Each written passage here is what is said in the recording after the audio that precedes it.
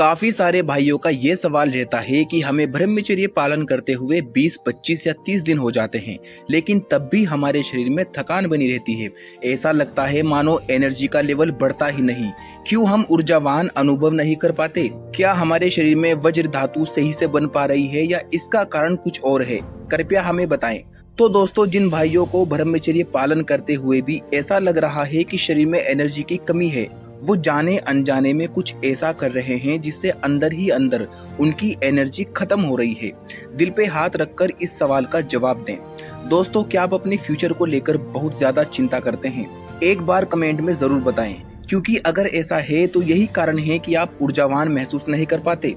भविष्य हमारी ऊर्जा को बुरी तरह से पी जाता है, एब्जॉर्ब कर लेता है, जबकि वर्तमान में आपकी ऊर्जा संग्रहित यानी स्टोर होती है। इसलिए अगर आप अपनी ब्रह्मचर्य ऊर्जा की पूरी शक्ति का अनुभव करना चाहते हैं, अपनी ऊर्जा को सत्य और ब्रह्म तक ले जाना हो, एनर्जी के हाईएस्ट लेवल को जीना हो, तो आपको हर हालत में भविष्य की चिंताओं से मुक्त होना पड़ेगा और जीना होगा अभी और यही, हियर एंड नाउ। भले ही शरीर में वज्र धातु कितनी भी हो, ये करना जरूरी है। अब से एक प्रयोग करें अपनी दिनचर्या में, जिसके बाद आप खुद बोलेंगे कि मैंने एक्सेप्ट नहीं किया था कि ये एक चीज इतना बड़ा डिफरेंस ला सकती है मेरे पूरे शरीर और पर्सनैलिटी में। जब भी आप खाना खाओ तो होश पूर्वक खाओ, सिर्फ खाने पे ध्यान दो। अपने करियर के बारे में मत सोचने लगो खाना खाते हुए। और जब करियर के लिए काम करो, पढ़ाई करो, तो सिर्फ उस पर ही ध्यान दो। अपनी स्टडी टेबल पर बैठकर खाने की चिंता मत करो। शाम में वर्कआउट करो, जिम जाओ तो सिर्फ जिम पे ही ध्यान दो। कब बिस्तर पे जाकर रेस्ट करूंगा, उस पे नहीं। और जब रात में सच में रेस्ट चाहिए आपकी बॉडी को, तो सिर्फ सोना है, मोबाइल पर ध्यान नहीं देना। यानी कि पूरे दिन भर में हर पल जहां आप हैं वहां पूरे होने की कोशिश करें।